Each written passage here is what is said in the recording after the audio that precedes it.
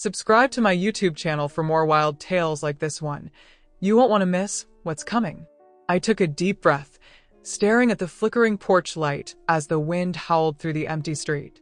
My name's Rita, and this is my story. A tangled mess of love, laughter, and a carnival that wouldn't let me go. It all started with a fight that shook my world. My daughter screamed, "You're ruining everything, Mom. You can't even keep the grandkids happy." My son chimed in, "Yeah, why can't you just be normal for once?" The grandkids wailed, tugging at my skirt, while I stood there, clutching a crumpled letter from an old flame I hadn't seen in decades. That night, I stormed out, tears stinging my eyes, wondering how my family turned into a circus of chaos. Little did I know, the real circus was waiting just around the corner, ready to pull me into its spotlight. I trudged down the cracked sidewalk, the argument still ringing in my ears like a bad song on repeat. The air smelled of rain and regret, and my sweater clung to me as the drizzle started. I'd left the house without a plan, just a need to escape the shouting and the guilt trips.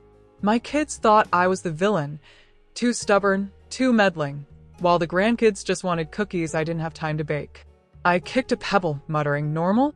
I'll show them normal when pigs fly." That's when I saw it, a flash of red and gold peeking out from under a soggy newspaper on the curb. I bent down, my knees creaking like an old rocking chair, and picked up a faded ticket stub. It read, "Admit one. Starlight Carnival, forever yours." The ink was smudged, but the words hit me like a slap. Starlight Carnival? That was the traveling show for my youth. The one where I'd met Jack, the charming carousel operator with eyes like a summer sky and a laugh that could melt ice. We'd been a whirlwind back then, sneaking kisses behind the cotton candy stand until he vanished with the carnival, leaving me with nothing but a broken heart and a knack for picking the wrong men. I turned the ticket over, and my breath caught. Scrawled in shaky handwriting was my name, Rita. No last name, just mine, like it was waiting for me all these years. I laughed, a sharp, bitter sound. Great, now I'm hallucinating love notes from a ghost. But my fingers tightened around it, and a strange warmth spread up my arm, like the ticket was alive. The streetlights flickered, and a faint hum drifted through the air. Not traffic, not wind, but something musical. I squinted into the fog rolling in from the edge of town. There, where the old fairgrounds used to be, a glow pulsed, red, gold, blue, like a heartbeat. My heart thudded in response. "No way," I whispered. The carnival shut down decades ago after a fire took half the tents and scared the town silly. But that glow, it was calling me. I should have gone home. Should have faced the kids, apologized, baked those stupid cookies. Instead, I stuffed the ticket in my pocket and started walking, drawn like a moth to a flame I couldn't explain. The hum grew louder, a jumble of calliope notes and distant laughter, and my stomach flipped. Part of me wanted to run back to the safety of my messy life, but another part, the part that still remembered Jack's grin, pushed me forward. The fairgrounds loomed ahead, overgrown with weeds and shadows. But there, in the center, stood the impossible. Tents striped like candy canes, lights twinkling, and the silhouette of a Ferris wheel spinning slow and silent. My jaw dropped. "This is nuts," I said aloud, half expecting someone to jump out and yell, "Gotcha." No one did. The ticket in my pocket buzzed, actually buzzed, like a phone on vibrate, and I yelped, nearly dropping it. "Okay, universe, you've got my attention." I stepped past the rusted gate, and the air shifted, warmer, sweeter, like popcorn and sugar. A figure emerged from the mist, tall and lanky, wearing a top hat tipped at a jaunty angle. Well, Rita," he drawled, voice smooth as honey. "Took you long enough." I froze. That voice. Those eyes. Jack. Older, sure, with silver streaking his hair, but unmistakably him. He flashed that grin, and my knees wobbled. "Welcome back to Starlight," he said, holding out a hand. "We've been waiting." Waiting? I croaked, my brain scrambling. "Jack, you left me 30 years ago, and this place burned down. What's going on?" He just chuckled, low and teasing, and gestured to the carnival behind him. The lights flared brighter, and the music swelled, pulling me in. I took a step, then another, my hand brushing his. A spark jolted through me. Not the scary kind, but the kind that made me feel 20 again. "Stick around, Rita," he said, winking. "This show's just for you." And as the fog swallowed us, I realized I'd walked into something wilder than any family fight, something that might break my heart all over again, or maybe, just maybe, stitch it back together. Jack's hand was warm in mine, and I couldn't decide if I wanted to slap him or hug him. The carnival buzzed around us, lights flashing, the scent of fried dough wafting through the air, and that relentless calliope tune looping like a heartbeat. I yanked my hand back, crossing my arms. "You've got some nerve, Jack. Showing up after all this time like some circus Prince Charming. Where have you been?" He tipped his hat, that infuriating grin still plastered on his face. "Oh, here and there, Rita. Mostly here. Time's funny in starlight." He swept an arm toward the tents, where shadowy figures moved, vendors hawking invisible wares, kids darting between stalls with no faces I could make out. My skin prickled, but I refused to let him see me rattled. "Funny? You left me waiting for a letter that never came, and now you're cracking jokes." I snapped. "I cried for months, you jerk.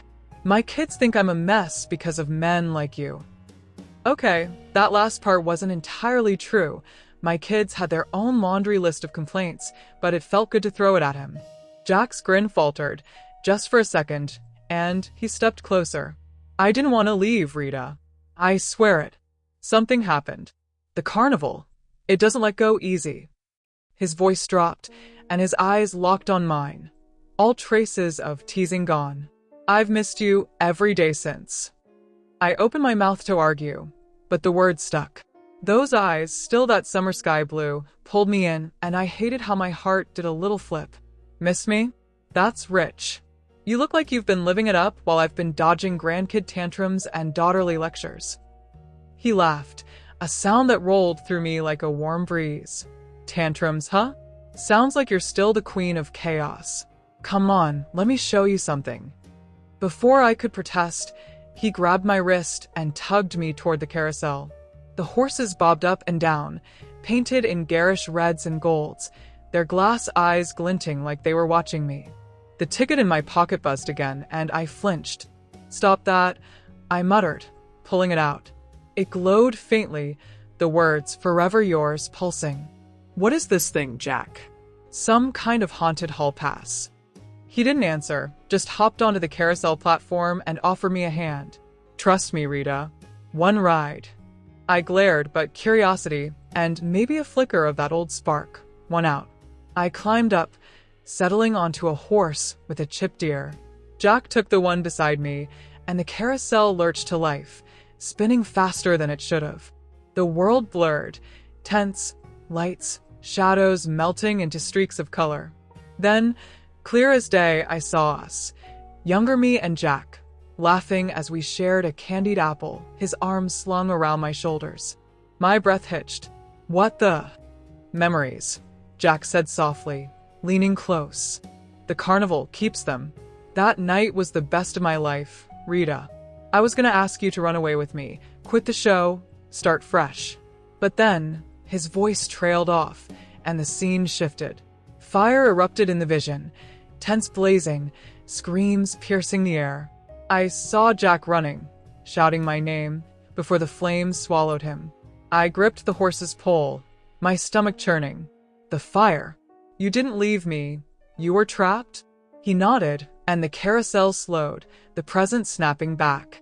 I stared at him, my chest tight. "Why didn't you find me after?" "I couldn't," he said, stepping off and helping me down. His hands lingered on mine, and I didn't pull away this time. "The carnival claimed me. It's stuck, Rita. And now you're here, and I don't know if it'll let you go either." A chill ran through me, but his touch kept me grounded. "Stuck? Jack, I've got a life to get back to, kids who hate me, grandkids who'll trash my house if I'm gone too long. I'm not signing up for some eternal midway gig." He chuckled, brushing a strand of hair from my face. You haven't changed, still fighting the world.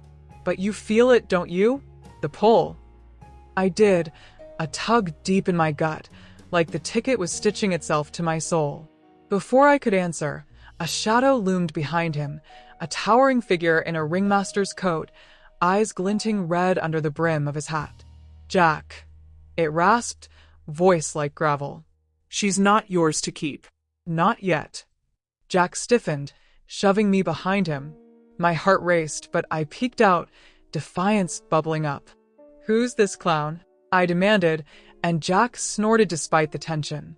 The ringmaster's gaze locked on me, and the air turned cold. I clutched the ticket, its buzz now a frantic hum, and realized I'd just stepped into a love story with a lot more drama and a lot less laughter than I'd bargained for. The ringmaster towered over us, his coat swirling like a storm cloud, and those red eyes pinned me in place. I gripped Jack's arm, my nails digging in harder than I meant. Who's this guy, Jack? Your boss? Because he's got the charm of a tax collector on a bad day. Jack didn't laugh this time.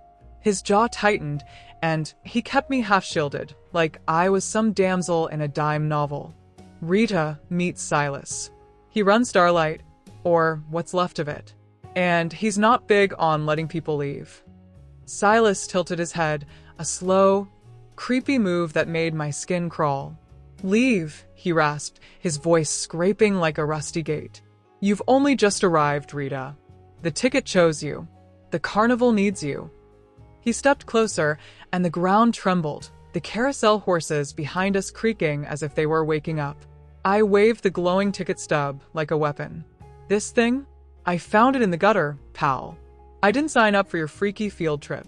Silas's lips curled into a smile that didn't reach his eyes, and the air thickened, smelling of burnt sugar and something sour. It's not about signing up, he said. It's about belonging. Jack knows that. He shot Jack a look that could have curdled milk, and Jack flinched.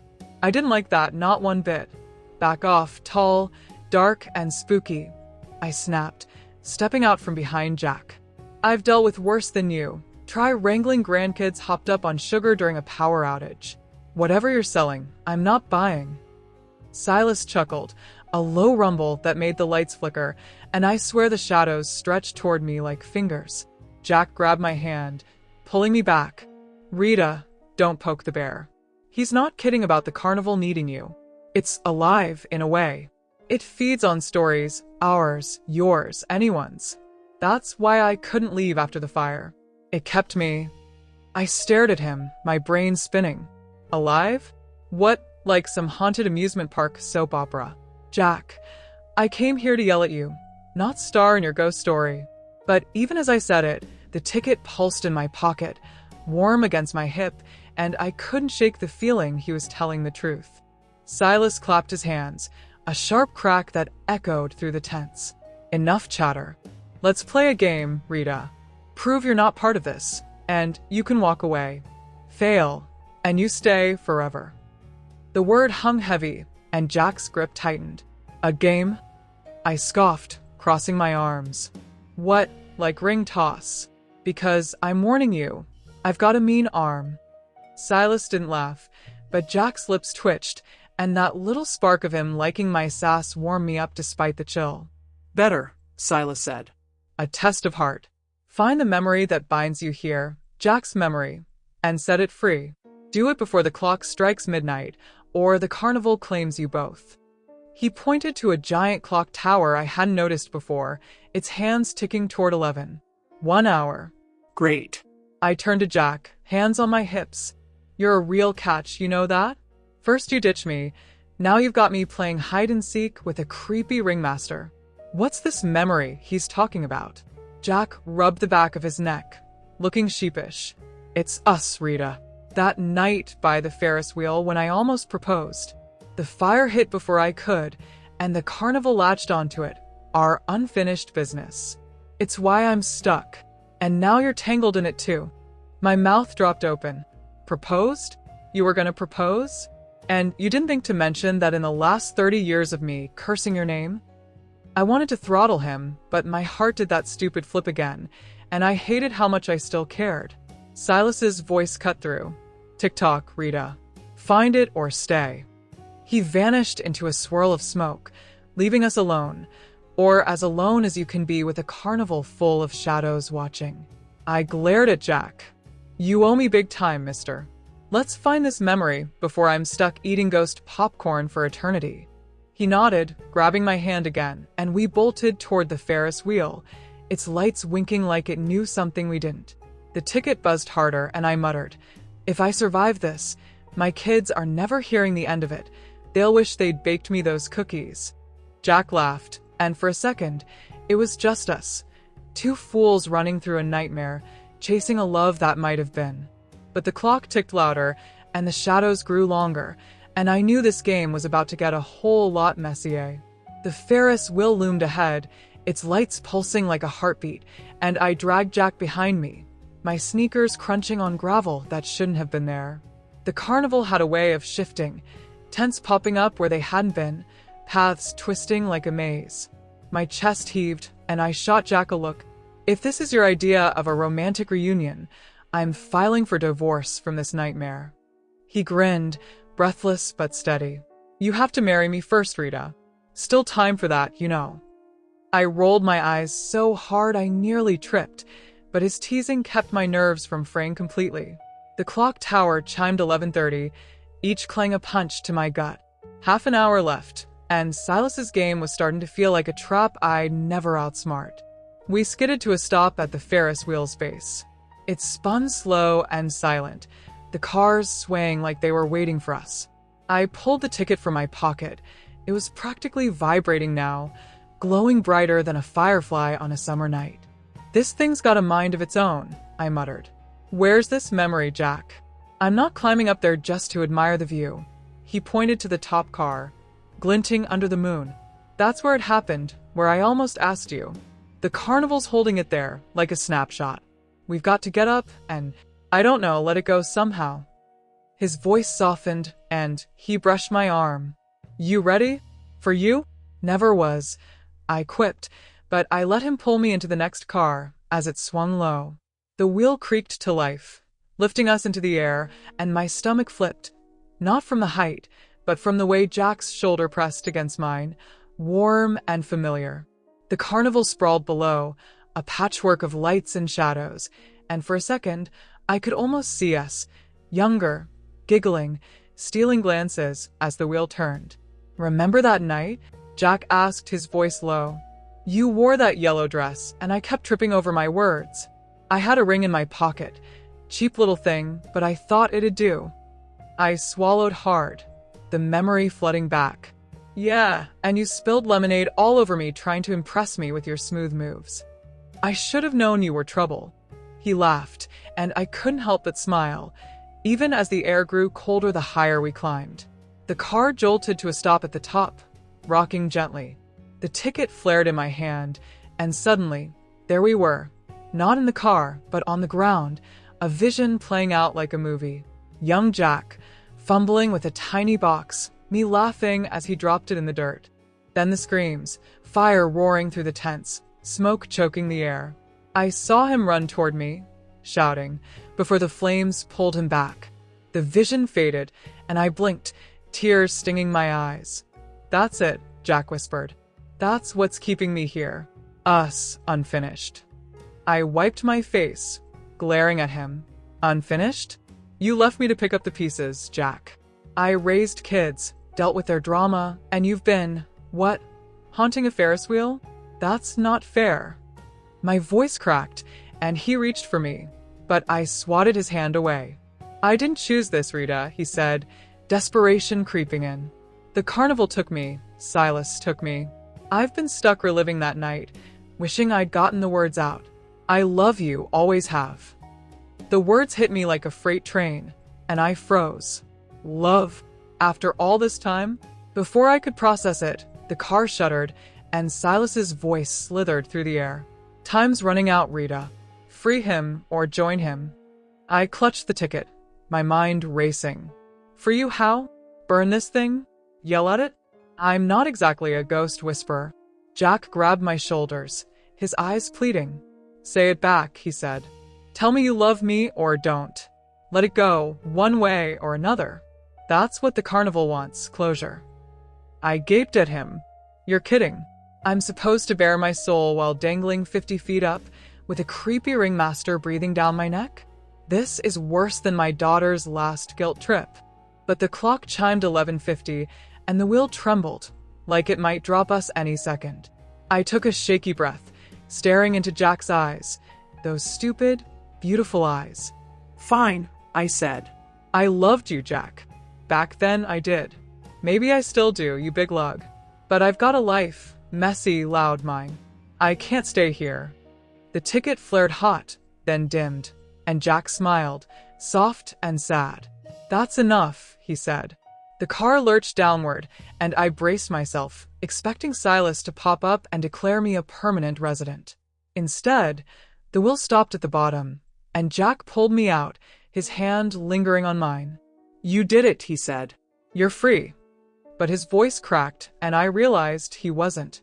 The carnival still had him. Before I could argue, Silas appeared, clapping slowly. Well played, Rita, he sneered. But the night's not over. The clock struck midnight, and the ground rumbled.